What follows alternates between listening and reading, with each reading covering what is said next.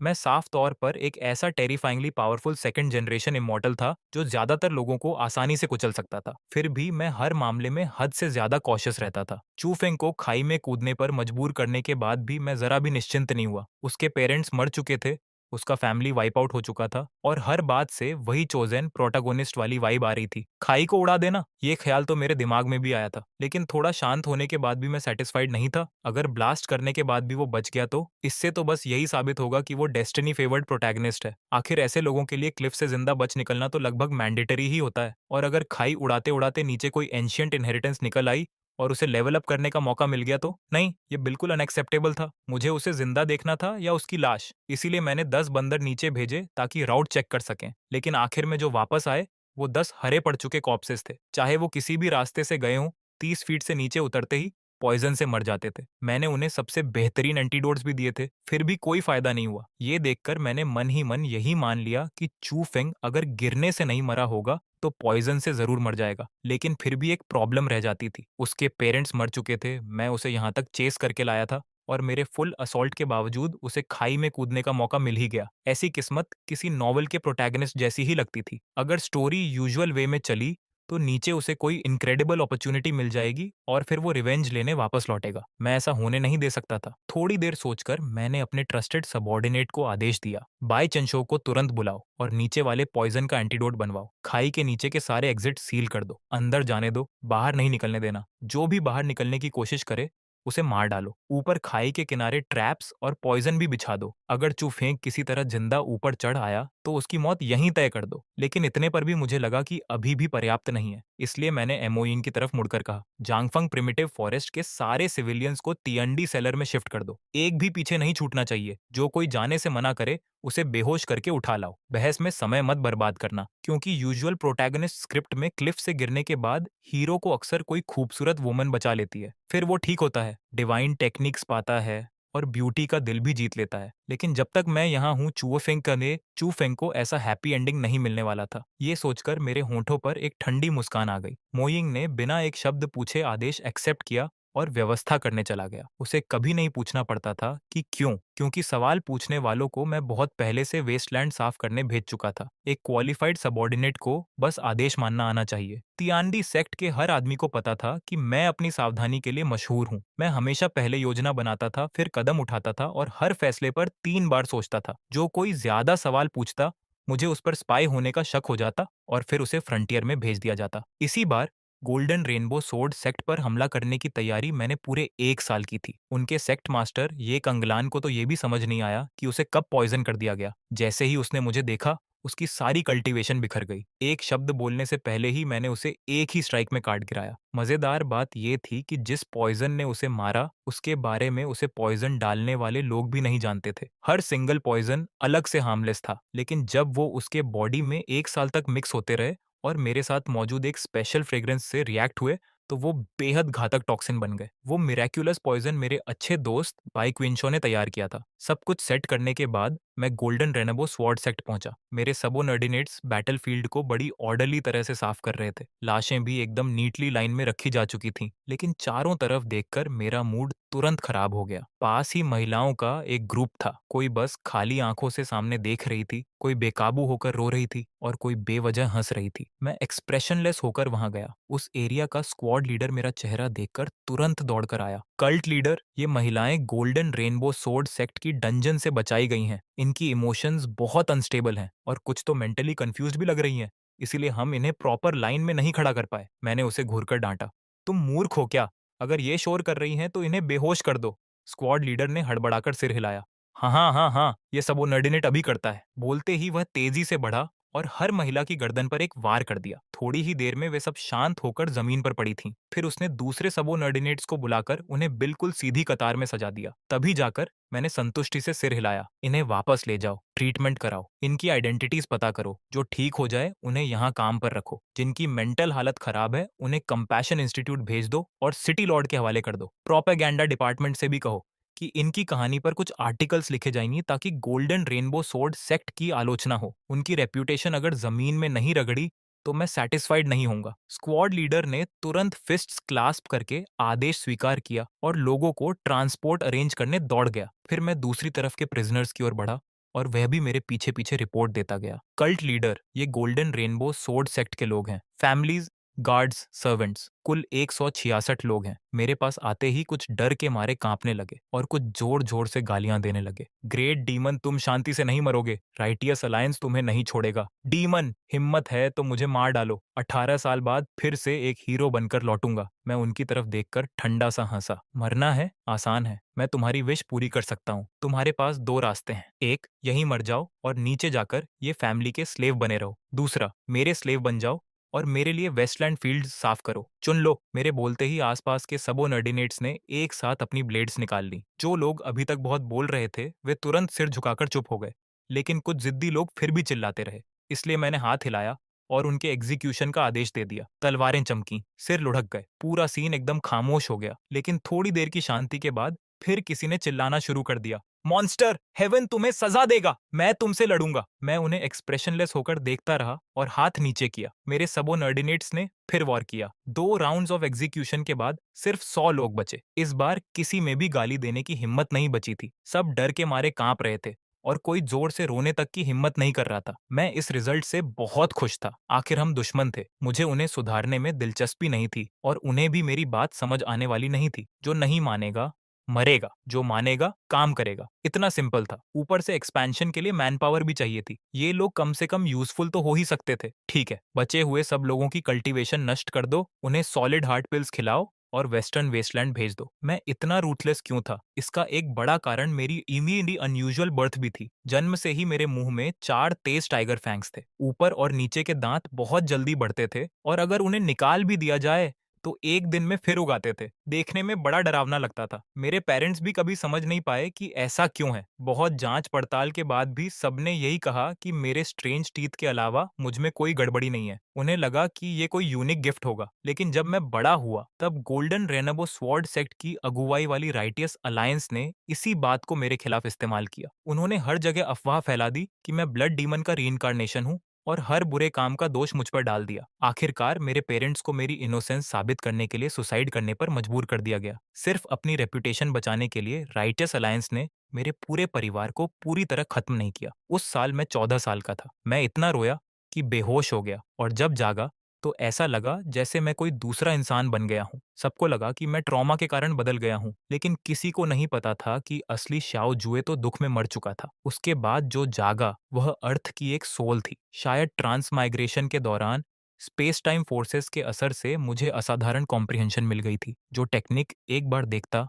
उसे तुरंत सीख लेता। जो भी मूव मेरे खिलाफ चलता मैं उसे अपनी टेक्निक बना लेता। इसी वजह से मैं सिर्फ 4 साल में सेकंड रेट मार्शल आर्टिस्ट से पियरलेस एक्सपर्ट बन गया। लेकिन कॉम्प्रिहेंशन के लिए भी फाउंडेशन चाहिए होती है। सिर्फ नॉवेल्स पढ़कर रातों रात इमॉर्टल नहीं बना जा सकता था। ग्रेट झाओ डायनेस्टी में इस वक्त origin, infant, 7th level experts की संख्या 10 से भी कम थी। हिडन एक्सपर्ट्स हों तो मुझे नहीं पता था, लेकिन मुझे भरोसा था कि मैं किसी भी एक को सामने की लड़ाई में हरा सकता हूँ। 2 के खिलाफ भी मैं डिसएडवांटेज में नहीं रहता और अगर फेयर फाइट की जरूरत ना हो तो उनमें से कोई भी मेरे सामने टिकता नहीं। आखिर जो भी मेरे साथ ड्यूएल तय करता मैं पहले ही उसे पॉइजन दे देता था। मैं ऑलरेडी विलेन था, ऑलरेडी डीमन था। मुझे राइचस सेक्स के रूल्स फॉलो करने की कोई जरूरत नहीं थी। दूसरी तरफ गोल्डन रेनबो सोर्ड सेक्ट से स्पिरिट पिल्स और ट्रेजर्स के ढेर बाहर लाए जा रहे थे। स्टीवर्ड ओल्ड जोंग दर्जनों अकाउंटेंट्स के साथ बैठकर सब कुछ रजिस्टर और काउंट कर रहा था। मुझे देखते ही वह जल्दी से बो करने आया। मैंने सिर हिलाया और उसके चेहरे पर पसीना देखकर बोला, ओल्ड जोंग, ये काम सर्वेंट्स को करने दो।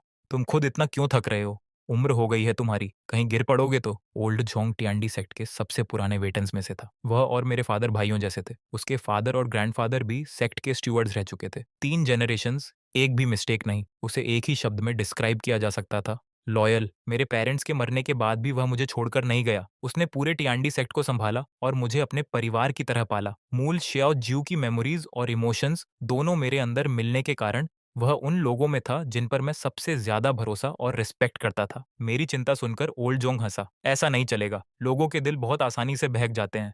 मैं अगर यहाँ देख रेख न करूं तो उनसे गलतियां हो सकती हैं। मैं बस हेल्पलेस होकर सिर हिला पाया। ठीक है, तुम सही हो।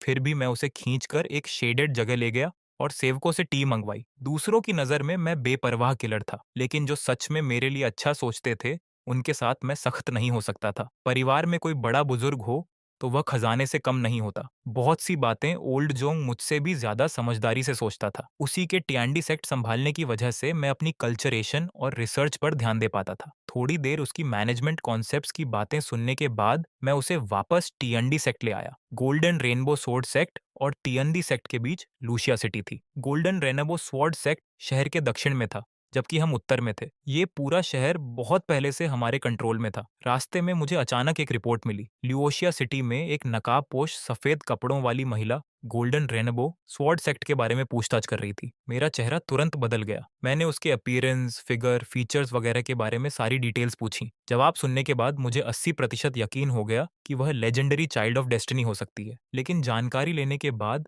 वह एकदम गायब हो गई थी, जैसे दुनिया से मिट ही गई हो। इससे मैं बहुत अनईजी हो गया। मैंने ओल्ड जोंग से विदा ली और डेथ क्लिफ की ओर दौड़ पड़ा। उस वक्त तक मेरे कहने के अनुसार ट्रैप्स और पॉइजन पहले ही बिछाए जा चुके थे। फिर भी मेरी भौहें तनी हुई थीं। मोइंग, मिस्टर बाई की कोई खबर आई? कल्ट लीडर को रिपोर्ट है। मिस्टर बाई कह रहे हैं कि डेथ क्लिफ के नीचे का पॉइजन बेहद यूनिक है। उसका मैचिंग एंटीडोट बनाने में 3 दिन लगेंगे। वह अभी मटेरियल्स कलेक्ट करने में लगे हैं। मैंने सिर हिलाया और बॉटमलेस अबिस की तरफ देखा। इन 3 दिनों में कोई ये गारंटी नहीं दे सकता था कि चू फेंग किसी और अपॉर्चुनिटी से नहीं बच निकलेगा। 20 एलिट डिसाइपल्स भेजो, उन्हें 4 ग्रुप्स में बांटो, हर ग्रुप में 5 लोग हों। 4 अलग-अलग डायरेक्शन से डेथ क्लिफ के आसपास पेट्रोल करो। कुछ भी अनयूजुअल हो तुरंत रिपोर्ट करना। खास तौर पर ध्यान रखना कि कहीं सफेद कपड़ों वाली कोई वुमन तो नहीं। जी, ये सबॉर्डिनेट अभी व्यवस्था करता है। मो यिंग के जाने ही वाला था कि मैंने फिर उसे रोक लिया। रुको, उन्हें लेटेस्ट सोल चेसिंग पाउडर भी दे दो। अगर कोई संदिग्ध मिले तो पहले पॉइजन करो, फिर सवाल पूछो। और उन्हें बता दो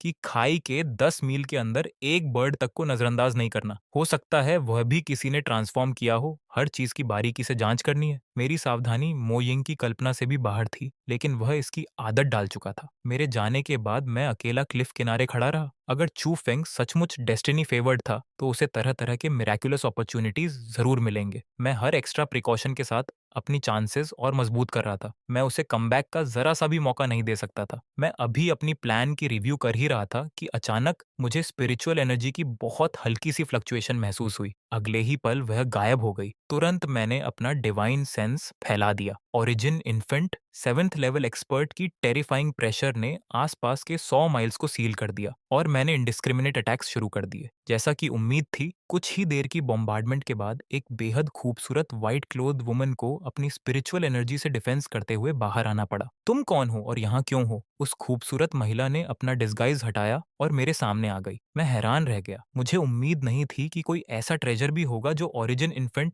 7th लेवल एक्सपर्ट की नजर से पूरी तरह छिप सके। सु चिंगयान ने मुझे घूरा। उसकी आंखों में सरप्राइज, एंगर और एक हल्की सी कंफ्यूजन थी। तुम श्याओ जू हो, वही जिसे राइटियस अलायंस ब्लड डीमन का रिकार्नेसेंस कहती है। मैं ठंडी मुस्कान के साथ बोला। और तुम राइटियस अलायंस की हर बात मान भी लेती हो? सच सच बताओ, तुम यहाँ क्यों आई हो? उसे पता था कि मुझसे झूठ नहीं छिप सकता, इसलिए उसने शांत स्वर में कहा, मैं सन मून डिवाइन कल्ट की होली मैडेन हूँ। मैं बस ये जानने आई थी कि गोल्डन रेनबो स्वॉर्ड सेक्ट रातों रात कैसे खत्म हो गया। तो सच में वही थी। सन मून डिवाइन कल्ट पूरे कॉन्टिनेंट की सबसे पुरानी और सबसे ताकतवर फोर्सेस में से एक था। तियांडी सेक्ट जैसी फर्स्ट रेट फोर्स भी उनसे आसानी से पंगा नहीं लेती थी। तो तुम वही लेजेंडरी चाइल्ड ऑफ डेस्टिनी हो? बहुत सुना है तुम्हारे बारे में। बताओ होली मैडेन, क्या तुम चू फेंग को बचाने आई हो? सु चिंगयान का चेहरा तुरंत बदल गया। बकवास मत करो, मैं उससे सिर्फ एक बार मिली हूँ। मैं डेथ क्लिफ के पास आई थी और तुम्हारे लोगों को तैयारी करते देखा। मुझे क्यूरियोसिटी हुई, इसलिए मैं इन्वेस्टिगेट करने आई थी। उसकी आवाज शांत लग रही थी, लेकिन मैं उसके भीतर की घबराहट महसूस कर सकता था। अगर उसके सेक्टी को पता चलता कि वह एक यूजलेस मैन को बचाना चाहती है, तो वे न सिर्फ असहमत होते, बल्कि शायद चू फेंग को ही नुकसान पहुंचा देते। फिर उसने पूछा, लेकिन मैं एक बात जानना चाहती हूँ, तुमने गोल्डन रेनबो सोर्ड सेक्ट को क्यों नष्ट किया? उन्होंने तुम्हारे साथ ऐसा क्या किया? मैंने नाक से हवा छोड़ी। ये कैंगलन और राइचस अलायंस ने मुझ पर कीचड़ तो उछाला, मेरे पेरेंट्स को मरने पर मजबूर किया। इसका जवाब तो बनता है। उसे खत्म करना सिर्फ अलायंस को वार्निंग देना था। सू चिंगयन कुछ देर चुप रही। भले ही ये कांगलन गलत था, लेकिन तुम्हें इतने सारे इनोसेंट लोगों को नहीं घसीटना चाहिए था। गोल्डन रेनबो सोर्ड सेक्ट में अभी भी डिसाइपल्स और फैमिलीज थीं। उन्होंने क्या अपराध किया था? इनोसेंट?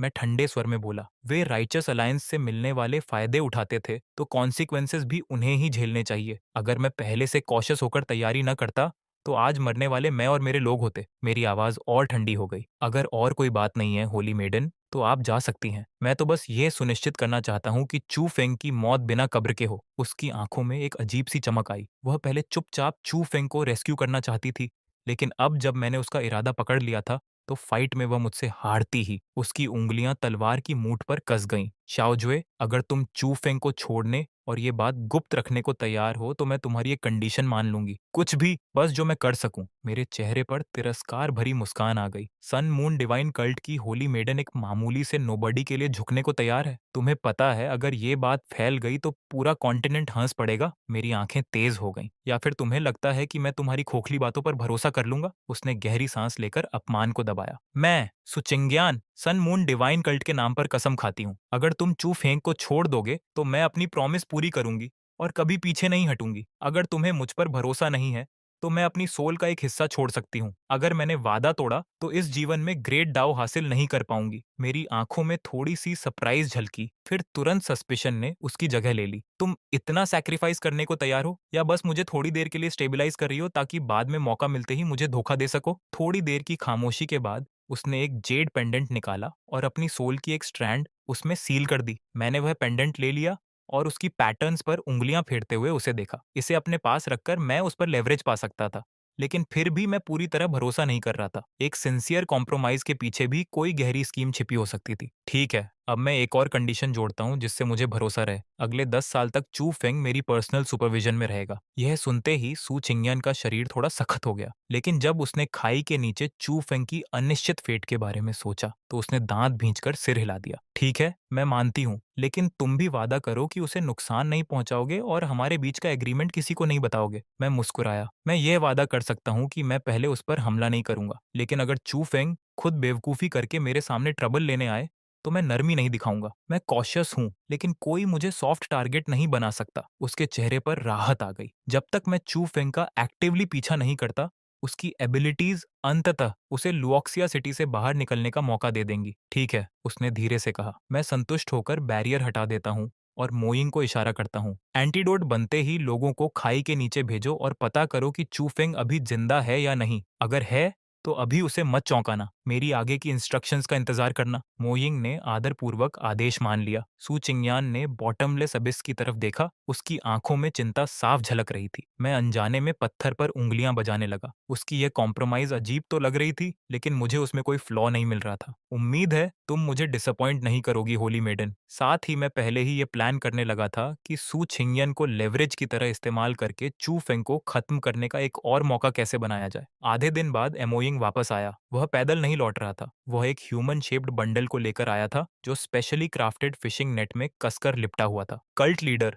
हमने उसे ऊपर निकाल लिया। मोइंग ने वह बंडल जमीन पर फेंका और एक्सप्रेशनलेस होकर रिपोर्ट किया। इस बच्चे की लक अनबिलीवेबल है। नीचे का पॉइजनस मायाज़मा तो पत्थर तक घोल देता है, फिर भी उसे सिर्फ आधे फुट चौड़ी एक दरार मिल गई और वह उसी में फंस गया। वह पॉइजन पिट में गिरा ही नहीं और मोइंग रुका। उसकी आंखों में एक अजीब सा भाव आ गया। जब ये सबोर्डिनेट उसे ढूंढ रहा था, उसके शरीर के चारों तरफ हल्की सी हरी रोशनी की परत तैर रही थी जो आसपास फैले जहरीले धुएं का ज्यादातर असर रोक रही थी। लेकिन ये सुनकर मैं जरा भी हैरान नहीं हुआ। उल्टा मेरे होंठों पर एक ठंडी मुस्कान आ गई। जैसा मैंने सोचा था, बिल्कुल वैसा ही। जो प्रोटैगोनिस्ट खाई से गिरकर बच जाता है, उसे कोई ना कोई हेवन डिफाइंग अपॉर्चुनिटी तो मिलती ही है। अगर वो इतनी आसानी से गिरकर या जहर से मर जाता तो फिर उसे चाइल्ड ऑन ऑफ डेस्टिनी कौन कहता। दूसरी तरफ सु चिंग्यान की नजर जमीन पर पड़े बेहोश चुफेंग पर गई। उसकी फटी हुई नीली पोशाक और बदहाल हालत देखकर उसकी आंखों में दया की एक झलक उभरी। वो आगे बढ़कर उसकी हालत देखने ही वाली थी कि मैंने अचानक तलवार आगे बढ़ाकर उसका रास्ता रोक दिया।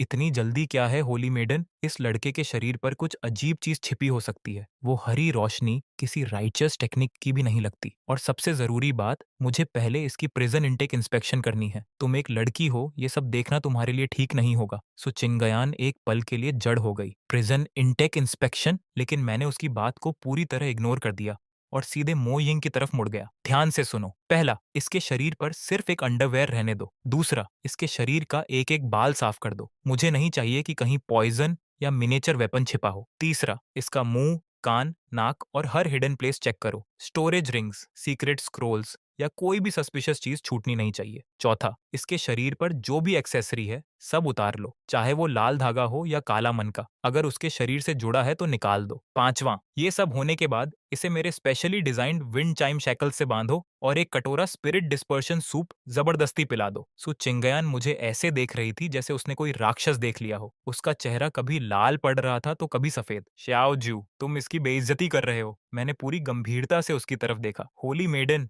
तुम गलत समझ रही हो।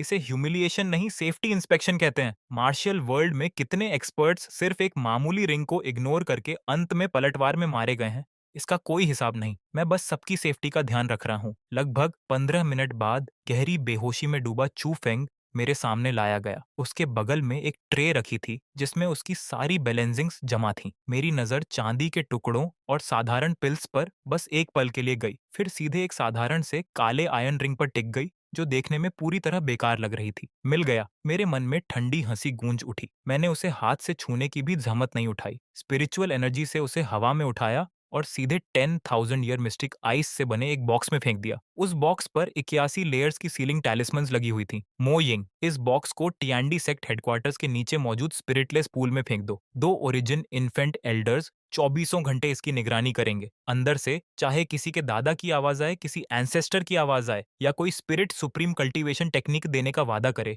किसी भी हालत में इसे खोला नहीं जाएगा। तभी चू फेंग धीरे धीरे होश में आने लगा। आंखें खुलते ही उसने सबसे पहले मुझे अपने सामने खड़ा देखा। शाओ जुए, तुम दानव हो, मारना है तो मार दो, यातना देनी है तो दे दो, लेकिन इस तरह बेइज्जती करना कैसी ताकत है। उसकी हालत बेहद कमजोर थी, लेकिन उसकी आंखों की आग अभी भी बुझी नहीं थी। सचमुच एक स्टैंडर्ड प्रोटैगोनिस्ट की तरह जिसकी बैकबोन कभी नहीं टूटती। फिर अचानक उसकी नजर सु चिंग्यान पर पड़ी और उसकी आंखें ऐसे चमक उठी जैसे उसने कोई उद्धारकर्ता देख लिया हो। मिस चिंग्यान, आप सनमून डिवाइन कल्ट की होली मैडेन है। आप राइटनस की मिसाल है। मुझे बचाइए, इस दानव को मार दीजिए।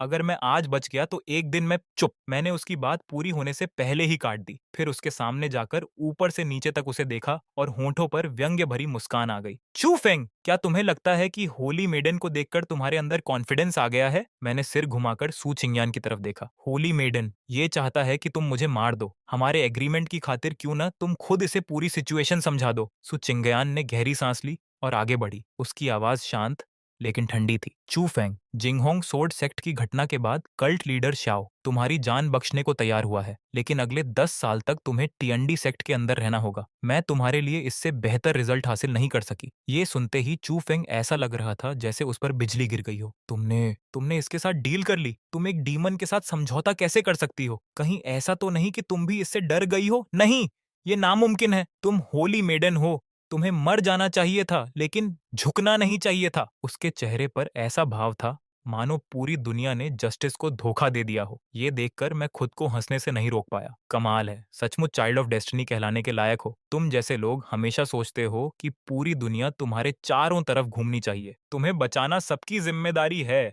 और अगर कोई ऐसा न करे तो वो तुम्हारा गद्दार है। मैंने हल्के से उसके चेहरे पर थपकी दी। सपने देखना बंद करो बच्चे। तुम्हारी रिंग पहले ही जब्त की जा चुकी है। तुम्हारी कल्चरेशन सील कर दी गई है। तुम्हारे स्पिरिचुअल चैनल्स बंद हैं। अभी तो कोई साधारण इंसान भी तुम्हें मार सकता है। फिर मैंने हाथ हिलाया, इसे ले जाओ। इसके बाद मैं मो यिंग की तरफ मुड़ा और वो आदेश दिया जिसे मैं डेस्टिनी फेवर्ड प्रोटैगनिस्ट्स के खिलाफ अपनी अल्टीमेट वेपन मानता था। Anti protagonist imprisonment method. मो यिंग, इसे ट्रैंक्विलिटी प्रिजन में बंद करो और इन आयरन रूल्स को याद रखना। पहला, इसकी निगरानी करने वाले सारे गार्ड्स गूंगे और अनपढ़ होने चाहिए। मैं कोई ऐसी कहानी नहीं सुनना चाहता जिसमें प्रोटैगोनिस्ट अपनी बातों से गार्ड्स को कन्विंस कर ले। दूसरा, सारे गार्ड्स पुरुष होने चाहिए और बेहतर होगा कि उन्हें किसी में भी कोई रोमांटिक इंटरेस्ट न हो। मैं किसी फीमेल जेलर के प्रिजनर से प्यार करने वाला घटिया प्लॉट बिल्कुल नहीं चाहता। तीसरा, इसे सिर्फ लिक्विड फूड दिया जाएगा, बस इतना कि ये जिंदा रहे। मैं चाहता हूं कि ये हमेशा भूखा रहे और भागने की सोचने लायक ताकत भी न बची हो। चौथा, हर 3 दिन में इसकी सेल बदल दी जाएगी। लोकेशन पूरी तरह रैंडम होगी। इसे कभी टीएनडी सेक्ट का लेआउट समझ नहीं आना चाहिए। पांचवा, इसकी सेल में 24 घंटे तेज रोशनी जलेगी। इसे ढंग से सोने मत देना। मैं चाहता हूं कि इसका दिमाग पूरी तरह थक जाए और ये किसी डीप कल्टीवेशन स्टेट में प्रवेश ही न कर सके। यहाँ तक कि मो यिंग के भी रोंगटे खड़े हो गए। वो मुझे ऐसे देख रहा था जैसे किसी लेजेंडरी मॉन्स्टर को देख रहा हो। ये इम्प्रीजनमेंट नहीं था, ये उससे कहीं बदतर था। ऐसी हालत में तो इमॉर्टल्स भी पागल हो जाते। इसे ले जाओ। जैसे ही चू फेंग को घसीट कर ले जाया गया, उसकी गुस्से भरी आवाज धीरे धीरे दूर होती चली गई। सू चिंगयान वहीं खड़ी मेरी सारी तैयारियां देख रही थी। उसके दिल में धीरे धीरे ठंडक उतरती जा रही थी। उसने अपनी पूरी जिंदगी में कभी इतना कॉशियस, इतना कैलकुलेटिंग और ह्यूमन नेचर को इतनी गहराई से समझने वाला विलेन नहीं देखा था। पहली बार उसे लगा कि 10 साल के लिए हॉस्टेज बनने का फैसला शायद किसी अथाह खाई में कदम रखने जैसा था। क्या हुआ होली मेडन? क्या तुम्हें लगता है कि मैं बहुत क्रूअल हूँ? मैं उसकी तरफ मुड़ा और फिर से वही रिफाइंड और एलिगेंट मुस्कान चेहरे पर ले आया। यहाँ तक कि मैंने रूमाल निकालकर वो हाथ भी साफ किया जिससे अभी कुछ देर पहले छू फेंग के चेहरे को छुआ था। कुछ पल की खामोशी के बाद उसने सिर हिलाया। जीतने वाला ही इतिहास लिखता है। बस तुमने उसकी कल्टीवेशन खत्म कर दी, उसे पावरलेस बना दिया। फिर भी तुम एक साधारण रिंग से इतना क्यों डर रहे हो? मैंने हाथ पोंछना बंद किया और उसकी तरफ देखा। मेरी आंखें अचानक बेहद गहरी और डरावनी हो गईं। होली मेडन, क्या तुम्हें पता है विलेंस हमेशा क्यों हारते हैं? क्यों? क्योंकि उन्हें लगता है कि जीत तय हो चुकी है और फिर वे दिखावा करने लगते हैं। मैंने रूमाल को स्पिरिचुअल फायर से राख बना दिया और धीमी आवाज में कहा, लेकिन मैं सिर्फ एक तरह के दुश्मन पर भरोसा करता हूँ, जो पूरी तरह मर चुका हो। अगर मैंने तुमसे वादा किया है कि चू फेंग 10 साल जिंदा रहेगा, तो मैं यह भी सुनिश्चित करूंगा कि उन 10 सालों में उसे दोबारा उठ खड़े होने का 1% मौका भी न मिले। इतना कहकर मैं डेथ क्लिफ के नीचे फैले बादलों के समुद्र को देखने लगा। लेकिन मेरे दिमाग में एक और समस्या घूम रही थी। चू फेंग तो फिलहाल संभाल लिया गया था, लेकिन उस रिंग के अंदर छिपा ओल्ड मॉन्स्टर अभी भी बाकी था। साधारण सील्स उसे ज्यादा समय तक नहीं रोक पाएंगी और चूंकि मैं एक ट्रांसमाइग्रेटर था, शायद अब थोड़ा साइंटिफिक अप्रोच अपनाने का समय आ गया था। मोइंग, कुछ क्राफ्ट्समैन ढूंढो, एक विशाल आयरन कंटेनर बनवाओ, उसे मरकरी और मोल्टेन लीड से भर दो, फिर रिंग वाले बॉक्स को उसके अंदर सील करके सबसे गहरे सेसपिट में फेंक दो और 49 दिनों तक वहीं दबाकर रखो। समझ गया। सू चिंगयान का पूरी तरह स्पीचलेस चेहरा देखकर मैं हल्का सा मुस्कुराया। मेरे दो खास टाइगर फैंग्स साफ दिखाई दे रहे थे। होली मैडन, टियांडी सेक्ट में तुम्हारा स्वागत है। उम्मीद है अगले 10 साल हमारी कोऑपरेशन अच्छी रहेगी। ओह, और एक बात, मैंने मुस्कुराते हुए कहा, ताकि तुम बोर ना हो जाओ और कोई सीक्रेट स्कीम भी ना कर सको। आज से तुम मेरी पर्सनल मेड बनोगी। सू चिंगयान की खूबसूरत आंखें पूरी तरह फैल गईं। तुमने अभी क्या कहा? मैं हंस पड़ा। इतना शॉक्ड मत हो, मैं बहुत कॉशियस इंसान हूँ, याद है? मैंने अपनी कनपटी की तरफ इशारा किया। तुम मेरे पास रहोगी तो तुम्हारी हर हरकत पर नजर रखना आसान होगा। अगर तुम चू फेंग तक कोई मैसेज पहुंचाने की कोशिश करोगी या मुझे असैसिनेट करने का सोचोगी, तो मैं तुम्हें उसी वक्त बेहोश करके उठा ले जाऊंगा। समय तेजी से बीता और देखते ही देखते पूरा 1 महीना गुजर गया। ट्रैंक्विलिटी कोर्टयार्ड में मौजूद सेक्ट मास्टर के स्टडी रूम के अंदर मैं आराम से 1000 ईयर ब्लड सिल्कवर्म सिल्क से बने शानदार काउच पर लेटा हुआ था। देखते ही देखते पूरा 1 महीना गुजर गया। ट्रैंक्विलिटी कोर्टयार्ड में मौजूद मेरे स्टडी रूम के अंदर मैं आराम से 1000 ईयर ब्लड सिल्कवर्म सिल्क से बने शानदार काउच पर लेटा हुआ था। वहीं सन मून डिवाइन कल्ट की होली मेडन सू छिंगयान, जो पिछले 1 महीने से चुपचाप अपनी चोटों से रिकवर कर रही थी, इस समय मेरे बगल में खड़ी थी। उसके हाथ में एक ताजा स्पिरिट फ्रूट था, लेकिन उसके चेहरे का भाव ऐसा लग रहा था मानो उसे हर सेकंड यातना दी जा रही हो। दांत भींचते हुए उसने कहा, कल्ट लीडर, कृपया इसका आनंद लीजिए। इतना कहकर उसने फल मेरे मुंह की तरफ बढ़ा दिया, लेकिन मैंने मुंह खोलने की बजाय धीरे धीरे अपनी आंखें उठाईं और उस फल को ऐसे देखने लगा जैसे वो कोई बायोलॉजिकल वेपन हो। इसे छीलने से पहले क्या तुमने इसके 36 वाइटल पॉइंट्स पर पॉइजन टेस्टिंग सिल्वर नीडल लगाई थी? नाइफ को स्टेरिलाइज करने के लिए 15 मिनट तक उबाला था? और सबसे जरूरी, मैंने उसकी सफेद उंगलियों की तरफ इशारा किया, क्या तुमने अपने हाथ 3 बार धोए थे? सूचिंग यान ने गहरी सांस ली। उसके सीने का उतार चढ़ाव साफ बता रहा था कि वो अपने गुस्से को दबाने की पूरी कोशिश कर रही है। श्याओ जू, मैंने अपनी आंखों से मो यिंग को कुछ देर पहले ये फल पेड़ से तोड़ते देखा है। नाइफ तुम्हारी है, मैंने हाथ धोए हैं। अब तुम इसे खाओगे या नहीं? मैंने शांत भाव से सिर हिलाया। होली मेडन, यही तो तुम्हारी सबसे बड़ी गलती है। इंसान को हमेशा हिडन डेंजर से सावधान रहना चाहिए, खासकर तब जब उसके सामने एक ऐसी मेड खड़ी हो जो साफ साफ यहाँ रहना नहीं चाहती। क्या पता तुमने अपने नाखूनों के नीचे कलरलेस और ओडरलेस स्पिरिट डिस्पर्शन पाउडर छिपा रखा हो। फिर मैंने गंभीरता से फल की तरफ इशारा किया। पहले तुम इसे खाओ। ये सुनते ही सु चिंगयान का चेहरा गुस्से से लाल पड़ गया। उसने बिना एक शब्द बोले फल छीना और ऐसे काटा जैसे फल नहीं, मेरा मांस चबा रही हो। निगलने के बाद उसने ठंडी नजर से मुझे घूरा। लो, मैंने खा लिया, मैं मरी नहीं, मुझे जहर नहीं हुआ। अब खुश? लेकिन मैं फिर भी नहीं हिला। मैं बस उसे देखता रहा और मन ही मन गिनती करने लगा। 1, 2, 3 और ऐसे ही 300 तक। पूरे 5 मिनट गुजरने के बाद जब मुझे यकीन हो गया कि उसकी सांसें सामान्य हैं और चेहरे का रंग भी नहीं बदला, तभी मैंने संतुष्टि से सिर हिलाया। अच्छा है, लगता है इसमें जहर नहीं था। इतना कहकर मैंने ट्रे से दूसरा फल उठाया और वही खाने लगा। वैसे जिस फल को तुमने काटा था, उस पर तुम्हारी लार लग चुकी है। मैं दूसरों का छुआ हुआ खाना नहीं खाता। सो चिंगयान पूरी तरह निशब्द रह गई। अगर नजरों से किसी की हत्या की जा सकती तो मैं अब तक कई बार मर चुका होता। तभी स्टडी रूम के बाहर से कदमों की आवाज सुनाई दी। कल्ट लीडर, इस सबॉर्डिनेट के पास रिपोर्ट है। मोयिंग अंदर आया और झुककर सलाम किया। आपके आदेश के अनुसार हमने रिंग को लीड बॉक्स में सील किया, फिर उसे मर्क्यूरी से भरे आयरन कंटेनर में बंद करके हेडक्वार्टर्स के पीछे मौजूद 100 पॉइजन्स लेट्रिन पिट के सबसे गहरे हिस्से में फेंक दिया। लेकिन वहां तैनात एल्डर ने बताया है कि नीचे से हल्के हल्के कंपन महसूस हो रहे हैं। मेरी आंखें तुरंत सिकुड़ गईं। हाथ में पकड़ा स्पिरिट फ्रूट मेरी पकड़ में चूर होकर गूदे में बदल गया। जैसा मैंने सोचा था, मैं तुरंत सीधा बैठ गया। मेरे दोनों टाइगर फैंग्स ठंडी रोशनी में चमक उठे। मुझे पता था रिंग के अंदर छिपे ये बूढ़े मास्टर्स इतनी आसानी से नहीं मरते। इतनी गंदगी में डुबोने के बाद भी वो खुद को रिवाइव करने की कोशिश कर रहा है। शायद सील तोड़ने या चुप फेंक तक कोई सिग्नल भेजने की कोशिश कर रहा है। श्याओ ज्यू, तुम्हें नहीं लगता कि तुम थोड़ा सुचिंगयन मेरी पैरानोया पर कुछ कहना चाहती थी,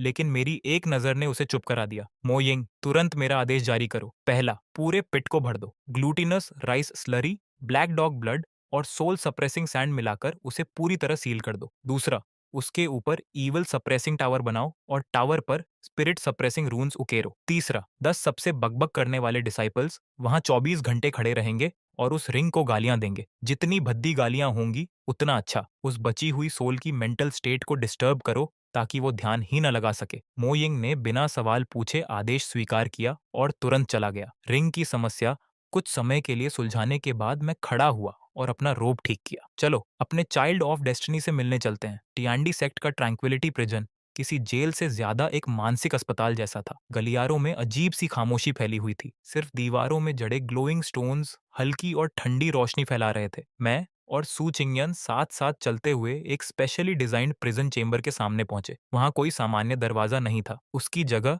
एक विशाल वन वे क्रिस्टल वॉल थी। हम अंदर सब कुछ देख सकते थे, लेकिन कैदी को सिर्फ अपना रिफ्लेक्शन दिखाई देता था। कमरे में 24 घंटे तेज रोशनी रहती थी। अंदर चू फेंग एक कोने में सिकुड़कर बैठा हुआ था। वो आत्मविश्वासी नौजवान हीरो जिसे मैंने कभी पहाड़ों के पार तक चेस किया था, अब लगभग गायब हो चुका था। उसका शरीर हड्डियों का ढांचा बन चुका था। आंखें धंस गई थीं, होंठ सूखकर फट चुके थे। वो खाली हवा में घूरते हुए खुद से बड़बड़ा रहा था। पानी, मुझे पानी दो। मैं जीनियस हूँ, मुझे यहाँ नहीं होना चाहिए। रिंग, ओल्ड मास्टर, आप कहाँ हैं? उसे उस हालत में देखकर सु चिंगयान की मुट्ठियां कस गईं। उसकी आंखों में दर्द साफ दिखाई दे रहा था। श्याओ ज्यू, किसी को मारना एक बात है, लेकिन जो तुम कर रहे हो वो मौत से भी ज्यादा क्रूर है। क्रूर? मैंने हाथ पीछे बांध लिए और क्रिस्टल वॉल के पार चू फेंग को ठंडी नजरों से देखा। होली मेडन, क्या तुम्हें सच में लगता है कि अगर मैं अभी उसे एक कटोरा चावल और एक सुप्रीम कल्टीवेशन मैनुअल दे दूं तो वो 3 दिनों में पूरी तरह रिकवर नहीं हो जाएगा? और रिकवर होने के बाद सबसे पहले मुझे नहीं मारेगा,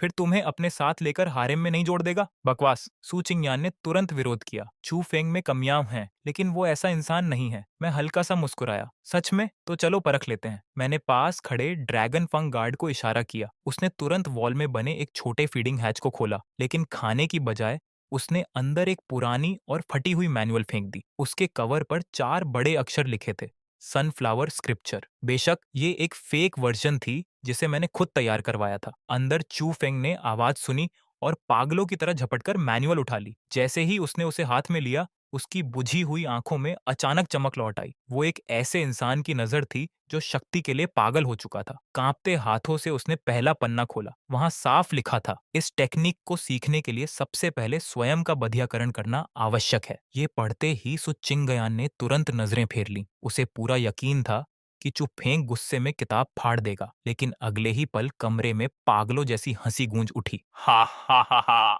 हेवन ने अभी भी मेरे लिए रास्ता छोड़ा है। हेवन ने मुझे त्यागा नहीं। चू फेंग उस मैनुअल को किसी खजाने की तरह सीने से लगाए हुए था। उसकी आंखें अब पूरी तरह विकृत हो चुकी थीं। जब तक मुझे बदला मिल सकता है, जब तक मैं यहाँ से निकल सकता हूँ, तो फिर बधियाकरण क्या चीज है? जरूरत पड़ी तो मैं डीमन भी बन जाऊंगा। मेरी भी उम्मीद नहीं थी कि वो इतना आगे चला जाएगा। अगले ही पल वह कमरे में कोई नुकीला पत्थर ढूंढने लगा। वो सचमुच ऐसा करने की तैयारी कर रहा था। सु चिंगयान का चेहरा पल भर में सफेद पड़ गया। उसकी आंखों में अविश्वास साफ झलक रहा था। वही नौजवान हीरो जो कभी ऑनर, राइटनेस और वर्चुअलिटी की बातें करता नहीं थकता था, अब निराशा के सामने अपने सारे सिद्धांत छोड़ने को तैयार था। मैंने आराम से हाथ हिलाया। गार्ड ने तुरंत हैच बंद किया और एक शॉकवेव छोड़ी जिसने छू फेंग को बेहोश कर दिया। आखिर अगर वो सच में टेक्निक कल्टीवेट करने में सफल हो जाता तो मेरे लिए और मुसीबत खड़ी हो जाती। अब समझ आया। मैंने पूरी तरह पीली पड़ चुकी सू चिंगयान की तरफ देखा। यही है वो राइचस हीरो जिसकी तुम इतनी प्रशंसा करती हो। एक ऐसा आदमी जो शक्ति के लिए सब कुछ छोड़ सकता है। अगर कभी ऐसा इंसान सच में शिखर पर पहुंच गया। और आरो, मैं क्रिस्टल वॉल के पीछे खड़े होकर पूरी तरह टूट चुके चू फेंग को देख ही रहा था कि तभी एक डिसाइपल भागता हुआ आया और झुककर बोला, कल्ट लीडर, राइचस अलायंस के लोग आ गए हैं। मेरी भौं हल्की सी उठी। इतनी जल्दी? इस बार कौन सा महान हीरो अपनी जान देने आया है? डिसाइपल ने घबराकर लार निकली। वो एज्योर क्लाउड सेक्ट का चीफ डिसाइपल लिंग यी है, वही जिसे लिटिल सोर्ड इमॉर्टल कहा जाता है। वो मिरियड पीपल्स अम्ब्रेला लेकर आया है और आसपास के 1 दर्जन से ज्यादा सेक्ट्स को भी साथ ले आया है। इस समय वो तियंदी सेक्ट के गेट के बाहर खड़े होकर मांग कर रहे हैं कि आप सबको रिहा करें, अपनी कल्टीवेशन खुद नष्ट करें और राइचस अलायंस के पास जाकर सजा स्वीकार करें। जैसे ही सू चिंगयान ने लिंगी का नाम सुना, उसने अचानक सिर उठा लिया। उसकी आंखों में एक जटिल भावना चमक उठी। लिंगी, चुफेंग का स्वर्ण ब्रदर। उसकी टैलेंट तो चुफेंग से भी ज्यादा थी और पिछली जनरेशन के जीनियस लिस्ट में वो पहले स्थान पर था। लेकिन ये खबर सुनकर मैं जरा भी घबराया नहीं। उल्टा मैंने अपनी ठुड्डी सहलाई और मेरे दोनों टाइगर फैंग्स दिखाई देने लगे। वाह! बड़ा भाई छोटे भाई का बदला लेने आ गया। बिल्कुल वैसे ही जैसे एक गोड बेबी के बाद दूसरा गोड बेबी आता है। फिर मैंने मोइंग की तरफ देखा। मेरा आदेश जारी करो। पहला, माउंटेन प्रोटेक्शन फॉर्मेशन को हरासमेंट मोड पर डाल दो। उन्हें अभी मत मारना, पहले बाहर भटकने दो और थका दो। दूसरा, गोल्डन रेनबो सोर्ड सेक्ट से मिले सारे लेटर्स और अकाउंट बुक्स की हजारों कॉपीज छापो। उन्हें पहाड़ की चोटी से नीचे फेंको। उन सेल्फ प्रोक्लेम्ड राइचस सेक्ट्स को भी पता चलना चाहिए कि वो आखिर किस तरह के लोगों का समर्थन कर रहे हैं। तीसरा, मैं धीरे धीरे सू चिंगयान के सामने पहुंचा और हल्के से उसकी ठुड्डी ऊपर उठा दी। होली मेडेन, तुम्हारा एक पुराना परिचित आया है। अब तुम्हारे मंच पर आने का समय है। थोड़ी देर में तुम सिटी वॉल पर खड़ी होकर खुद लिटिल सोर्ड इमॉर्टल से कहोगी कि तुम यहाँ बहुत खुश हो। सू चिंगयान ने मुझे घूरा। सपने देखते रहो। मैं कभी भी तुम्हारी मदद करके अपने फेलो राइचस कल्टीवेटर्स को धोखा नहीं दूंगी। मैं उसके और करीब गया और उसके कान के पास फुसफुसाया। धोखा? कितना कठोर शब्द है। अगर तुमने सहयोग नहीं किया तो मैं चू फेंग के उस रिकॉर्डिंग को पूरे कॉन्टिनेंट में प्रोजेक्शन स्टोन्स के जरिए ब्रॉडकास्ट कर दूंगा, जिसमें वो खुद को कास्ट्रेट करने की तैयारी कर रहा था। फिर पूरी दुनिया उसका ग्लोरियस मोमेंट देखेगी। बताओ, उसके बाद तुम्हारे सीनियर ब्रदर लिंगी क्या अब भी उसके लिए जान जोखिम में डालेगा? सो चिंगयान का शरीर कांप उठा। उसने मुझे ऐसे देखा जैसे किसी असली दानव को देख रही हो। श्याओ ज्यू, तुम सच में नीच हो। मैंने बस अपना कॉलर ठीक किया और बाहर की ओर चल पड़ा। मेरी आवाज कॉरिडोर में गूंज उठी। तारीफ के लिए धन्यवाद। याद रखो, कल्टीवेशन वर्ल्ड में जिंदा रहने के लिए डेस्पिकेबल होना अक्सर सबसे बड़ा गुण होता है। कुछ ही देर बाद हम माउंटेन गेट पर पहुंच गए। वहां पहले से ही लोगों की भीड़ जमा थी। सबसे आगे एजर क्लाउड सेक्ट के सफेद रोब्स पहने एक युवा खड़ा था। उसके पैरों के नीचे एक नीली फ्लाइंग स्वॉर्ड तैर रही थी। उसके पीछे मायरियड पीपल्स अम्ब्रेला सुनहरी रोशनी छोड़ते हुए हवा में लटका था, जिससे वो किसी स्वर्ग से उतरे हुए राइचस सेवियर जैसा लग रहा था। उसके पीछे सैकड़ों तथाकथित राइचस हीरोज खड़े थे जो हथियार उठाकर गुस्से में चिल्ला रहे थे। श्याओ जू, बाहर निकल और मौत का सामना कर। लिंग यी की आवाज गरजते हुए आसमान में फैल गई और माउंटेन प्रोटेक्शन फॉर्मेशन तक हिल उठा। मैं सिटी वॉल के ऊपर खड़ा था, लेकिन तुरंत सामने नहीं आया। सबसे पहले मैंने अपने रोब्स के नीचे पहनी हुई 3 लेयर्स की high grade silk armour check की। फिर स्लीव्स के अंदर छिपे कंसील्ड नीडल लॉन्चर्स और इमरजेंसी एस्केप टैलिस्मेंस की जांच की। उसके बाद एक हाई लेवल एंटीडोट पिल निगल ली। सारी तैयारी पूरी होने के बाद ही मैं आराम से वॉल के पास गया। और हाँ, खुले में नहीं खड़ा हुआ। मैं एक स्पेशली क्राफ्टेड 3 फुट मोटी one way mistake gold blast shield के पीछे जाकर खड़ा हो गया। अरे, ये तो मशहूर लिटिल स्वॉर्ड इमॉर्टल निकले। मेरी आवाज एम्पलीफिकेशन फॉर्मेशन के जरिए चारों तरफ फैल गई। इतनी दूर से आए हो, क्या बात है? टियांडी सेक्ट ज्वाइन करना चाहते हो? हमें खेत जोतने के लिए लोगों की जरूरत है। हालांकि तुम्हारी नाजुक चमड़ी देखकर नहीं लगता कि तुम एक कुदाल भी उठा पाओगे। मुझे शील्ड के पीछे छिपा देखकर लिंगी की आंखों में तिरस्कार चमका। श्याओ जू, हम एक ही जनरेशन के हैं, लेकिन तुम कछुए से भी ज्यादा कचेदे से भी ज्यादा कावर्ड निकले। समय बर्बाद करना बंद करो और तुरंत चू फेंक और होली मेडेंसू को रिहा करो, नहीं तो आज मैं टियांदी सेक्ट को मिट्टी में मिला दूंगा। मिट्टी में मिला दोगे? मैं हंस पड़ा। इन लोगों के झुंड और उस टूटी फूटी छतरी के भरोसे लिंगी का चेहरा काला पड़ गया। ये मायरियड पीपल्स अम्ब्रेला है। इसमें उन असंख्य पीड़ितों की इच्छाएं हैं जिन्हें तुम्हारे अत्याचारों ने नुकसान पहुंचाया। राइटियस हमेशा लोगों का समर्थन पाते हैं, जबकि ईविल हमेशा अकेला होता है। बस बस बस, मैंने हाथ उठाकर उसकी बात बीच में ही काट दी। फिर बगल में खड़ी सु छिंगयान की तरफ देखा। होली मेडन, अब तुम्हारी बारी है। याद है ना मैंने क्या कहा था? अगर तुम्हारा परफॉर्मेंस मुझे पसंद नहीं आया तो आज रात पूरा कॉन्टिनेंट चू फेंग का हीरोइक सेल्फ कास्ट्रेशन देखेगा। सु चिंगयान का शरीर एकदम सख्त हो गया। उसकी आंखों में अपमान और संघर्ष साफ दिखाई दे रहा था। लेकिन जब उसे याद आया कि चू फेंग किस हालत में पहुंच चुका है और वो रिकॉर्डिंग पब्लिक होने पर क्या होगा, तो आखिरकार उसने गहरी सांस ली और आगे बढ़ गई। जैसे ही लिंग यी ने उसे देखा, उसकी आंखों में खुशी और स्नेह एक साथ फूट पड़े। चिंगयान! उसने जोर से पुकारा। डरो मत, मैं अभी तुम्हें बचाता हूं। क्या इस दानव ने तुम्हें पॉइजन दिया है? क्या इसने तुम्हारे ऊपर रिस्ट्रिक्शंस लगाई हैं? बस मुझे बताओ। नीचे खड़े राइटियस कल्टीवेटर भी तुरंत चिल्लाने लगे। होली मैडेन, चिंता मत कीजिए, जरूरत पड़ी तो जान देकर भी आपको बचाएंगे। लेकिन अगले ही पल सू छिंगयन के मुंह से निकले शब्दों ने पूरे बैटलफील्ड को खामोश कर दिया। सीनियर ब्रदर लिंग, आप सब लोग वापस चले जाइए। उसकी ठंडी आवाज पहाड़ों में गूंज गई। मैं तियांडी सेक्ट में अपनी इच्छा से रह रही हूँ। क्या? लिंग यी लगभग अपनी फ्लाइंग सोर्ड से गिर पड़ा। ऐसा लग रहा था मानो उस पर बिजली गिर गई हो। अपनी इच्छा से? चिंगयन, तुम क्या बकवास कर रही हो? इस दानव ने हजारों लोगों को मारा है, गोल्डन रेनबो सोर्ड सेक्ट को नष्ट कर दिया। तुम ऐसा कैसे कह सकती हो? सू छिंगयन ने आंखें बंद कर ली और दांत भींचते हुए पहले से तैयार एक्सप्लेनेशन सुनाने लगी। गोल्डन रेनबो सोर्ड सेक्ट वैसा नहीं था जैसा तुम सोचते हो। ये फैमिली गुप्त रूप से ईविल कल्टीवेटर्स के साथ मिलकर काम कर रही थी और फीमेल कल्टीवेटर्स के खिलाफ अनगिनत अपराध कर चुकी थी। कल्ट लीडर शाओ अंधाधुंध हत्या करने वाला व्यक्ति नहीं है। मैं यहाँ सच की जांच करने के लिए रुकी हूँ। संक्षेप में कहूँ तो मैं बिल्कुल ठीक हूँ। कल्ट लीडर शाओ ने हमेशा मेरे साथ सम्मान का व्यवहार किया है। उसकी बात को और कन्विंसिंग बनाने के लिए मैंने बिल्कुल सहजता से हाथ बढ़ाया और उसके कान के पास गिरी एक बालों की लट को पीछे कर दिया। मेरी हरकत इतनी स्वाभाविक थी जैसे हम कोई पुराने परिचित हों। सु चिंगयान का पूरा शरीर सख्त हो गया, लेकिन उसने हटने की हिम्मत नहीं की। दुर्भाग्य से लिंग यी के लिए वो एक छोटा सा स्पर्श तलवार से भी ज्यादा घातक साबित हुआ। जिस महिला को वो पसंद करता था, उसे उसके सबसे बड़े दुश्मन ने छू लिया था। साई ये ओ जुए! लिंग यी का सारा संयम टूट गया। मैं तुम्हें मार डालूंगा। उसकी स्पिरिचुअल एनर्जी विस्फोट की तरह बाहर निकली। उसके पैरों के नीचे की फ्लाइंग स्वॉर्ड एक विशाल नीले ड्रैगन में बदल गई जो दर्जनों मीटर लंबा था। वो पहाड़ तोड़ देने वाली शक्ति के साथ माउंटेन फॉर्मेशन की तरफ झपटा। टूट जाओ! मैंने जीभ चटकाई और सिर हिलाया। कितना अधीर है! आजकल के युवा सच में खुद को कंट्रोल नहीं कर पाते। खैर, चूंकि हमला उसने पहले किया है तो सेल्फ डिफेंस तो जायज होगा, है ना? फिर मैंने उंगलियां चटकाई। मो Ying, immortal slaying Gatling formation activate करो। जब वो खुद को लिटिल स्वॉर्ड इमॉर्टल कहता है तो उसे ओवरवेलमिंग फायर पावर का मतलब भी समझा दो। जैसा आदेश। मो यिंग की आवाज गूंजते ही टियांदी सेक्ट की दीवारों पर बने सैकड़ों हिडन कंपार्टमेंट्स खुल गए, लेकिन उनमें से बोज या मैजिकल आर्टिफैक्ट्स नहीं निकले। उनकी जगह 10,000 ईयर मिस्टिक आयरन से बने मोटे काले ट्यूब्स बाहर आए। हवा में एक विशाल स्पिरिचुअल चार्जिंग साउंड गूंज उठा। अगले ही पल पूरा आसमान आग से भर गया। ये साधारण प्रोजेक्टाइल्स नहीं थे। हर मेटल डार्ट पर एक्सप्लोजिव टैलिस्मेंस और आर्मर ब्रेकिंग टैलिस्मेंस लगे हुए थे, जिन्हें मैंने पिछले 1 महीने में खुद बनाया था। सबसे खतरनाक बात यह थी कि हर प्रोजेक्टाइल पर बाइचेंशो का नया पॉइजन भी लगा हुआ था। देखते ही देखते अनगिनत एक्सप्लोजन्स एक लगातार चलने वाले तूफान में बदल गए। लिंग ही का विशाल नीला ड्रैगन मेटल स्टॉर्म से टकराते ही बिखर गया। ये कैसी वेपन है? उसका चेहरा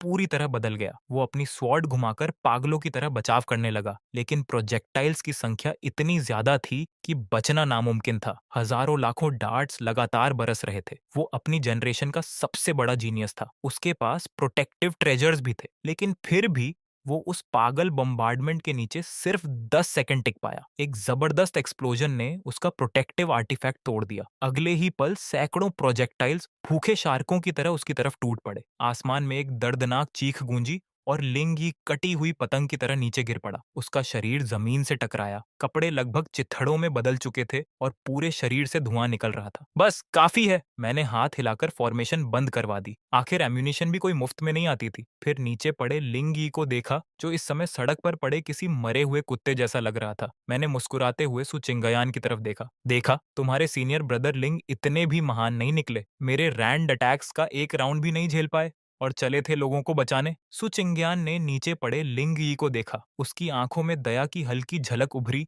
लेकिन साथ ही उसने राहत की सांस भी ली, क्योंकि उसके दिल की गहराई में वो जानती थी, अगर लिंग यी सचमुच फॉर्मेशन तोड़कर अंदर घुसने में सफल हो जाता तो शायद उसके सामने इंतजार कर रही चीज मौत से भी कहीं ज्यादा भयानक होती। लो जी, फिर वही कहानी। लिंग यी को निपटाने के बाद भी मैं अपनी सतर्कता जरा भी कम करने को तैयार नहीं था। मैंने बेहोश पड़े उस जीनियस की तरफ इशारा किया और ठंडी आवाज में आदेश दिया, इसके पास जो भी है सबकी तलाशी लो, चाहे चीज कितनी भी मामूली क्यों न लगे। कुछ भी छूटना नहीं चाहिए। ज्यादा देर नहीं लगी, लिंग यी को घसीटकर डंजियन में डाल दिया गया, जबकि मो यिंग एक ट्रे लेकर मेरे सामने आया। उस ट्रे पर एक टूटी हुई तलवार और एक साधारण सा लकड़ी का टोकन रखा हुआ था। Culture leader. इसके पास कोई रिंग नहीं मिली, सिर्फ यही वुडन टोकन गले में लटका हुआ था। हमने हर तरीका आजमाया, लेकिन इसकी डोरी नहीं टूटी। आखिर स्पिरिचुअल एनर्जी से काटना पड़ा। मैंने टोकन उठाया और जैसे ही उसे छुआ, मुझे कुछ अजीब महसूस हुआ। वो हल्का गर्म था और उसकी सतह पर एक प्राचीन प्रतीक उकेरा हुआ था। मैंने डिवाइन सेंस से उसकी जांच की,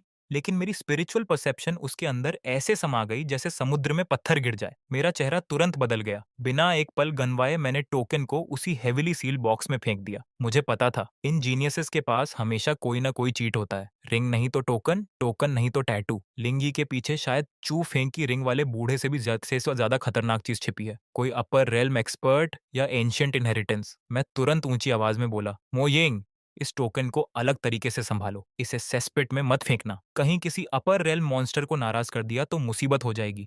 इसे बैक माउंटेन के एक्सट्रीम यांग फर्नेस में डालो। 9 स्पिरिट बाइंडिंग चेन्स से बांध दो और प्योर यांग फ्लेम्स में 24 घंटे भूनो। देखते हैं कोई शक्तिशाली क्लोन कब तक सहन करता है। मोइंग ने तुरंत आदेश स्वीकार किया, लेकिन मैं एक कप चाय भी नहीं पी पाया था कि बैक माउंटेन की दिशा से एक भयानक धमाका हुआ। पूरा तियंडी सेक्ट हिल गया। आसमान में काला धुआं उठने लगा और उसके साथ एक ऐसी बदबू फैली कि पूरे हेडक्वार्टर्स का माहौल जहन्नुम जैसा हो गया। क्या हुआ? मैंने तुरंत अपना प्रोटेक्टिव बैरियर एक्टिवेट किया और नाक ढकते हुए पहाड़ की तरफ देखा। किस मूर्ख ने सेस्पेट उड़ा दिया? तभी एक डिसाइपल भागता हुआ आया। उसका पूरा शरीर गंदगी से लथपथ था और वो लगभग रो रहा था। कल्ट लीडर, बड़ी मुसीबत हो गई। 100 पॉइजन स्पिट, जिसमें रिंग को दबाया गया था, फट गया। रिंग रिंग भाग गई। मेरी आंखें इतनी बड़ी हो गईं कि मेरे टाइगर फैंग्स लगभग मेरी ही जीभ काट देते। क्या मतलब भाग गई? डिसिप्ल हाँफते हुए बोला। ऐसा लगता है कि रिंग में मौजूद आत्मा ने चेतना हासिल कर ली। वो उड़कर वहां पहरा दे रहे एक पीले कुत्ते के मुंह में घुस गई। क्या? मैं अवाक रह गया। तुम कहना चाहते हो कि रिंग वाला बूढ़ा एक कुत्ते पर कब्जा कर चुका है? डिसाइपल ने पागलों की तरह सिर हिलाया। हाँ, जैसे ही कुत्ते ने रिंग निगली, उसकी आंखों से सुनहरी रोशनी निकलने लगी। फिर वो इंसानों की भाषा में बोलने लगा, 30 साल का अपमान मुझे रोक नहीं सकता। अब मैं डॉग दाव की साधना करूंगा और तुम्हारे पूरे सेक्ट को नष्ट कर दूंगा। इतना कहकर वो किसी अजीब मूवमेंट टेक्निक का इस्तेमाल करके बिजली की तरह भाग गया। कुछ पल के लिए पूरा हॉल खामोश हो गया। यहाँ तक कि सू चिंगयान के होंठ भी फड़कने लगे, क्योंकि वो हंसी रोकने की कोशिश कर रही थी। कल्टीवेशन वर्ल्ड में बहुत अजीब चीजें होती थीं, लेकिन एक लेजेंडरी रिंग ग्रैंडपा का इमॉर्टल कल्टीवेशन डॉग बन जाना, ये कुछ ज्यादा ही अबसर्ड था। दूसरी तरफ मेरा चेहरा कोयले से भी काला हो चुका था। धत्त तेरे की, मैंने हर चीज की गणना की थी, लेकिन ये नहीं सोचा था कि वो बेशर्म बूढ़ा अपनी इज्जत छोड़कर एक कुत्ते पर कब्जा कर लेगा। मैंने गहरी सांस ली, लेकिन जितना सोचता गया उतना मामला गंभीर लगता गया। ये बहुत बुरा हुआ। एक इंटेलिजेंट डॉग जिसके पास कल्टीवेशन नॉलेज हो और जो मुझसे खून का बदला लेना चाहता हो, वो चू फेंग से भी ज्यादा खतरनाक है। मेरी आंखों में भयानक सतर्कता चमक उठी। तुरंत आदेश जारी करो। लेवल 1 वॉर रेडीनेस एक्टिवेट करो। 500 मील के दायरे में डॉग हंटिंग डिक्री लागू किया जाता है। हर कुत्ते को पकड़ कर लाओ। नर, मादा, काला, सफेद, जंगली, पालतू, मुझे फर्क नहीं पड़ता, सबको लाओ। खासकर वो कुत्ते जो जरूरत से ज्यादा समझदार दिखते हों या 2 पैरों पर चलने की कोशिश करते हों। गलत कुत्ता पकड़ लेना बेहतर है, लेकिन असली को छोड़ना नहीं। लेकिन मैं अभी खत्म नहीं हुआ था। और बाय चंशो को भी सूचना भेजो। एंटीडोट रिसर्च बंद करो। अभी से एंटी रेबीज मेडिसिन और स्पेशल डॉग किलिंग पॉइजन पर काम शुरू करे। उस कुत्ते को समझना होगा कि मेरे इलाके में कुत्तों को भी मेरे नियम मानने पड़ते हैं। आखिरकार सु चिंगयान खुद को रोक नहीं पाई। श्याओ जू, क्या तुम्हें नहीं लगता कि तुम थोड़ा ओवर रिएक्ट कर रहे हो? वो सिर्फ एक कुत्ता है। मैं तुरंत उसकी तरफ मुड़ा और सीधा उसकी आंखों में देखा। होली मेडन, तुम्हें समझ नहीं आ रहा। साधारण कुत्ते डरावने नहीं होते। पढ़े लिखे बदमाश कुत्ते डरावने होते हैं। एक कल्टीवेशन डॉग कहीं भी घुस सकता है,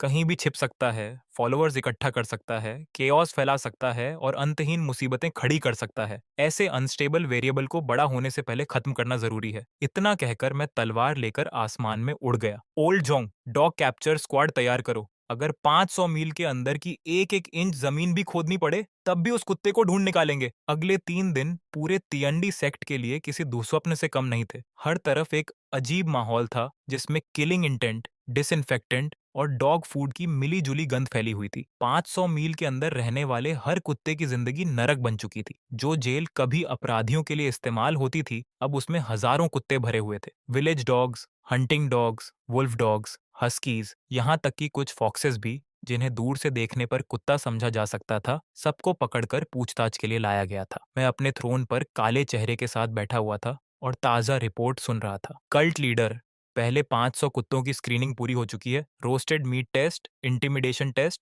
और कई दूसरे परीक्षण किए गए। उनकी प्रतिक्रियाएं सिर्फ लार टपकाना, भौंकना और लोगों को काटने की कोशिश करना थी। कोई एबनॉर्मेलिटी नहीं मिली। डॉग ओंतियान उनमें नहीं है। मो यिंग की आंखें थकान से लाल हो चुकी थीं। मैंने थ्रोन के आर्मरेस्ट पर उंगलियां धीरे धीरे थपथपाईं और गहरी सोच में डूब गया। रिंग वाला बूढ़ा सचमुच बहुत चालाक निकला। कुत्ते पर कब्जा करने के बाद उसने खुद को पूरी तरह छिपा लिया था। जितना ज्यादा मैं इस बारे में सोचता, उतना ही बेचैन हो जाता, क्योंकि कोई साधारण कुत्ता होता तो अब तक अपनी पहचान जरूर खोल देता, लेकिन ये वाला अब तक पूरी तरह गायब था। इसका मतलब सिर्फ एक ही था, रिंग के अंदर छिपा वो बूढ़ा मेरी कल्पना से भी ज्यादा धैर्यवान, ज्यादा खतरनाक और ज्यादा सावधान था। और यही एहसास मेरे दिल की बेचैनी को और बढ़ा रहा था। जब डॉग हंट पूरी तरह बेकार साबित होती दिख रही थी और मुझे लगने लगा था कि वो बूढ़ा कुत्ता सचमुच गायब हो चुका है, तभी एक नई रिपोर्ट आ गई। कल्ट लीडर, माउंटेन विलेज में कुछ अजीब हुआ है। गांव वालों का कहना है कि विडो वांग का बूढ़ा पीला कुत्ता, जो आमतौर पर पूरे दिन सोता रहता था, कल अचानक पागल हो गया। पहले उसने चिकन कूप में घुसकर सारे मुर्गों को मार डाला,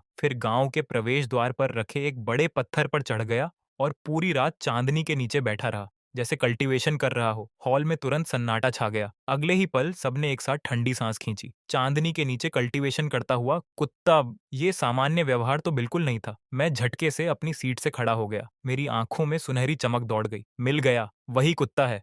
मुर्गों को मारना साफ तौर पर यांग एनर्जी एब्जॉर्ब करने के लिए था और चांद के नीचे बैठना ये एसेंस इकट्ठा करने के लिए। आज तरीके की था। उस बूढ़े मॉन्स्टर ने अपने नए शरीर के साथ मेरी उम्मीद से कहीं तेजी से तालमेल बिठा लिया है। मैंने तुरंत एमोइंग की तरफ इशारा किया। सबको इकट्ठा करो, इमॉर्टल बाइंडिंग रोप्स लाओ, डीमन सप्रेशन टावर भी साथ लो, और बाय केंशो की लेटेस्ट क्रिएशन मत भूलना, सुपर अल्टीमेट इररेसिस्टिबली डिलीशियस मीट बंस। इस बार सब खत्म कर देंगे, अब कोई गलती नहीं होगी। उसी रात विडो वांग के घर के बाहर वो बूढ़ा पीला कुत्ता चक्की के पत्थर पर पद्मासन मारकर बैठा हुआ था। उसके आगे के पंजे किसी अजीब कल्टीवेशन जेस्चर में जुड़े हुए थे और उसकी आंखों में ऐसी प्राचीन नफरत थी जो किसी साधारण जानवर में नहीं हो सकती थी। मन ही मन वो गालियां दे रहा था। धत्त तेरे की श्याओजू, उस हरामखोर ने इस वेनेरेबल डैन सोवेरेन को ऐसी हालत में पहुंचा दिया। कभी मैं अपर रेल्म्स का सुप्रीम एक्सपर्ट था और आज एक कुत्ते के शरीर में कल्टीवेशन कर रहा हूं। अगर मैंने बदला नहीं लिया तो मैं खुद को कुत्ता कहलाने के लायक भी नहीं समझूंगा। तभी अचानक उसकी नाक फड़की।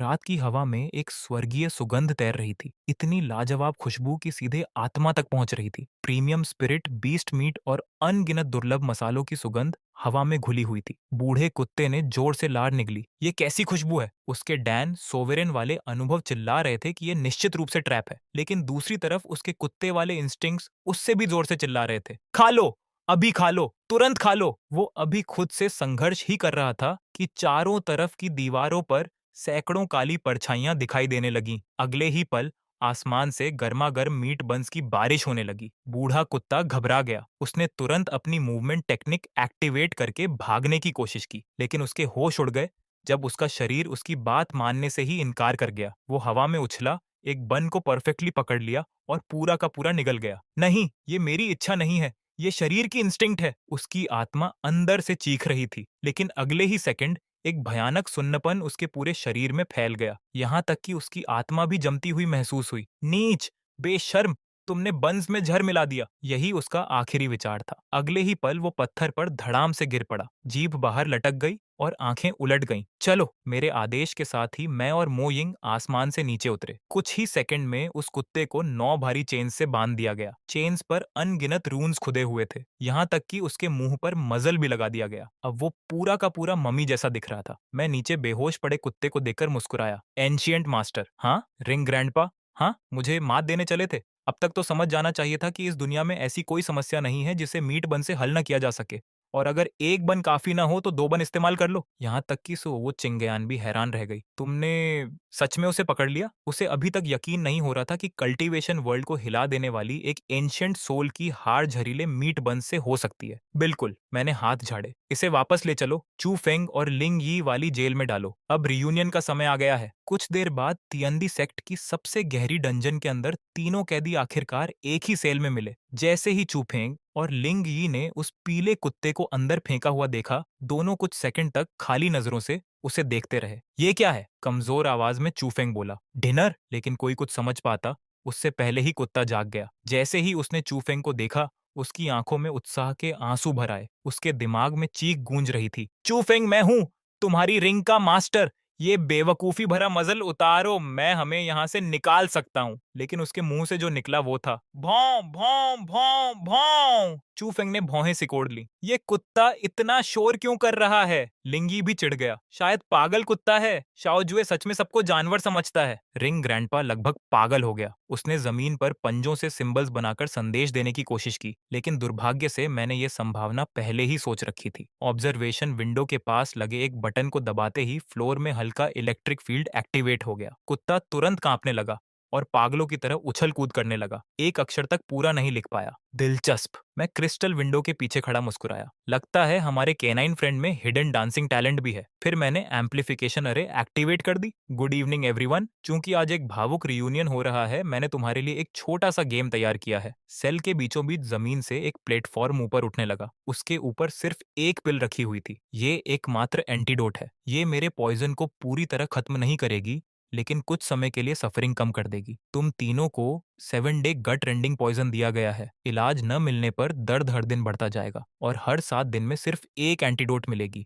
जिसे पिल मिलेगी वो आराम से रहेगा, बाकी लोग पीड़ा सहेंगे। ये साइकोलॉजिकल ट्रैप मैंने अपनी पिछली अर्थ वाली जिंदगी से सीखा था। अगर दुश्मन को शारीरिक रूप से नष्ट न किया जा सके तो मानसिक रूप से तोड़ा जा सकता है। सेल के अंदर का माहौल तुरंत बदल गया। चूफेंग की आंखें उस पिल पर टिक गईं। पिछले दिनों की यातना उसे पहले ही उसकी सीमा तक पहुंचा चुकी थी। लिंग ये अभी भी कुछ हद तक समझदार था, लेकिन सर्वाइवल इंस्टिंक्ट को वो भी पूरी तरह इग्नोर नहीं कर सकता था। और जहां तक कुत्ते की बात थी, उसे एंटीडोट की जरूरत नहीं थी, लेकिन उसे पता था कि अगर बाकी दोनों लड़ने लगे तो कोलेटरल डैमेज सबसे पहले उसी को होगा। चूफेंग, इसके जाल में मत फंसो, ये ट्रैप है, लिंगी चिल्लाया। सीनियर ब्रदर, लेकिन ये दर्द। चूफेंग लड़खड़ाते हुए प्लेटफॉर्म की तरफ बढ़ा। उसकी आंखें हर सेकंड और अंधेरी होती जा रही थीं। बूढ़ा कुत्ता पागलों की तरह भौंकने लगा। भौं भौं भौं। लेकिन अगले ही पल चूफेंग अचानक झपटा और सीधे लिंगी के घावों पर मुक्का जड़ दिया। दोनों तुरंत एक दूसरे से लड़ने लगे। कुत्ता जान बचाने के लिए गोल गोल भागने लगा ताकि लड़ाई के बीच न फंस जाए। क्रिस्टल विंडो के पीछे खड़ी सु चिंग्यान का चेहरा पूरी तरह सफेद पड़ गया। शाओ ज्यू, तुमने मानव स्वभाव को उसकी सीमा तक धकेल दिया है। वो भय से देख रही थी कि जिन लोगों की वो कभी प्रशंसा करती थी, वही अब जंगली जानवरों की तरह एक दूसरे पर टूट पड़े थे। मैं आराम से बैठा और अपने लिए चाय का एक कप भर लिया। होली मेडन, यही असली दुनिया है। मुझे उंगली तक उठाने की जरूरत नहीं पड़ती। जब सर्वाइवल दांव पर हो तो इंसान खुद ही खुद को नष्ट कर लेता है। डेस्टिनी, टैलेंट, हीरोइक रेप्यूटेशन, डर के सामने इन सब की कोई कीमत नहीं होती। मैंने चाय की चुस्की ली और हल्की मुस्कान के साथ कहा, और ये तो बस शुरुआत है। आखिरकार वो so called child of destiny कभी दुनिया नहीं बदल पाया। इसके उलट ओल्ड झोंग और मेरी संयुक्त देखरेख में ग्रेट जो डायनेस्टी ने ऐसा स्वर्णिम युग देखा जैसा उसके इतिहास में पहले कभी नहीं आया था। मैंने बड़े बड़े सेक्ट्स द्वारा कल्टीवेशन रिसोर्सेज पर बनाए गए मोनोपोली को पूरी तरह खत्म कर दिया और पूरे राज्य में कल्टीवेशन एकेडमीज की स्थापना की। 9 ईयर मैंडेटरी कल्चरेशन एजुकेशन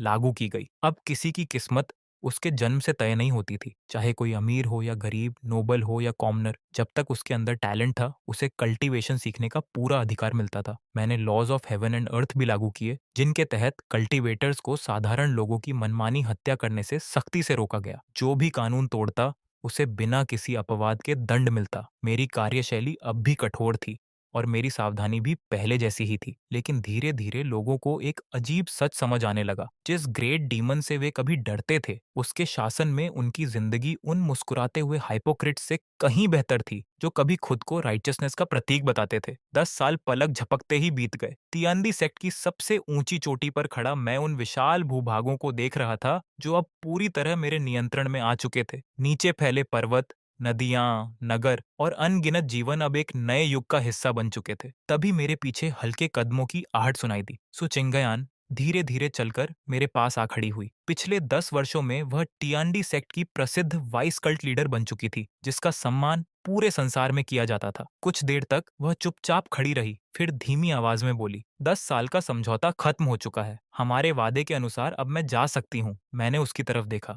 मेरे चेहरे पर हमेशा की तरह शांति थी। हाँ, तुम जा सकती हो। तुम्हारा सोल जेड तो मैंने कई साल पहले ही लौटा दिया था। अब तुम पूरी तरह स्वतंत्र हो। सुचिंगयान कुछ नहीं बोली। हवा उसके बालों को हल्के हल्के उड़ा रही थी, जबकि उसकी नजर दूर क्षितिज पर टिकी हुई थी। इन 10 वर्षों में उसने सब कुछ देखा था। उसने देखा था कि कैसे एक दुनिया द्वारा नफरत किया गया विलेन धीरे धीरे एक नए युग का निर्माता बन गया। उसने राइचियसनेस के झंडों के पीछे छिपा हुआ पाखंड भी देखा था। और सबसे महत्वपूर्ण बात, उसने समझ लिया था कि मेरी लगभग जुनूनी सावधानी के पीछे दुनिया के भविष्य के प्रति एक गहरी जिम्मेदारी छिपी हुई थी। लंबी खामोशी के बाद उसने धीरे से सिर उठाया और मेरी आंखों में देखा। फिर वह मुस्कुराई। वह मुस्कान इतनी सुंदर थी जैसे वसंत की धूप में जमी हुई बर्फ पिघल रही हो। दुनिया बहुत बड़ी है, उसने धीरे से कहा, लेकिन अब उसमें मेरे लिए कोई जगह नहीं बची। राइटियस फैक्शंस मुझे गद्दार मानती हैं, डिमोनिक फैक्शंस मुझे बाहरी समझती हैं। सिर्फ तुम्हारे साथ खड़े होकर ही मुझे लगता है कि ये दुनिया सच में वास्तविक है। इतना कहकर वह एक कदम आगे बढ़ी